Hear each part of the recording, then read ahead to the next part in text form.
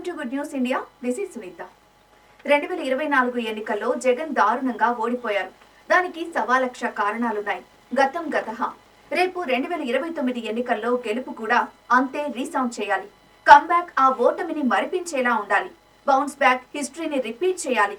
ఇదే ఎజెండాతో ఉన్నారట వైసీపీ అధినేత జగన్. అందుకే 2 ఇయర్స్ ప్లాన్ ను రెడీ చేసి పెట్టుకున్నారట. ఎన్నికలకు ముందు 2 ఏళ్లు జనంలోనే ఉండేలా షెడ్యూల్ ప్రిపేర్ చేసి పెట్టుకున్నారు. ముందు జిల్లాల టూర్, ఆ తర్వాత పాదయాత్రతో ప్రజాక్షేత్రంలోనే గడిపేలా రూట్ మ్యాప్ ను సిద్ధం చేస్తున్నారట. 2029లో ఫ్యాన్ స్పీడ్ ను తట్టుకోవడం ఎవరితరం కాదని, మళ్లీ అదే స్థాయిలో తిరిగి పవర్లోకి వస్తామని ధీమాగా చెబుతున్నారు వైసీపీ నేతలు. ఈ క్రమంలోనే పార్టీని సెటరేట్ చేసే పనిలో ఉన్నారట వైసీపీ అధినేత జగన్.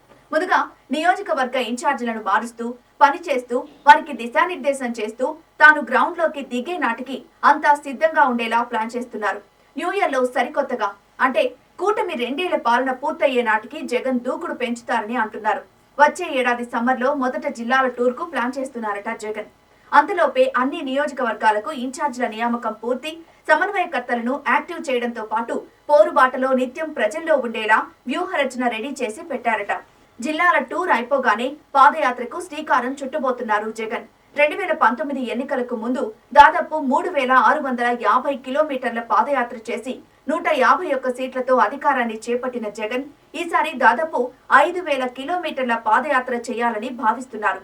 2029 ఎన్నికల వరకు జనంలోనే ఉండాలనుకుంటున్న జగన్ అదును చూసి అతిపెద్ద అస్త్రంతో రంగంలోకి దిగుతారని అంటున్నారు. సరిగ్గా ఎన్నికలకు 2 ఏళ్ల ముందు పాదయాత్రను ప్రారంభించే అవకాశాలు ఉన్నాయట. ప్రస్తుతం కూటమి ప్రభుత్వం అధికారంలోకి వచ్చి 1.5 ఏళ్ల మాత్రమే అయింది. మరో 1.5 ఏళ్ల తర్వాత పాదయాత్ర స్టార్ట్ చేసి ఎన్నికల నోటిఫికేషన్ వరకు జనంలోనే ఉండాలని వైసీపీ అధ్యక్షుడు జగన్ నిర్ణయించారని అంటున్నారు. ఆ మేరకు 2.0 పాదయాత్రను బిగ్ స్కేల్ లో ప్లాన్ చేస్తున్నారట. రాష్ట్రంలోని ప్రతి జిల్లా, ప్రతి మండలం టచ్ చేసేలా మొత్తం 175 నియోజకవర్గాలు కవర్ చేసేలా పాదయాత్రను డిజైన్ చేయాలని జగన్ పార్టీ నేతల్ని ఆదేశించినట్లుగా తెలుస్తోంది. జగన్ పాదయాత్ర న్యూస్ బయటకు రాగానే కూటమి నేతల్లో అంతర్గత చర్చ మొదలైంది.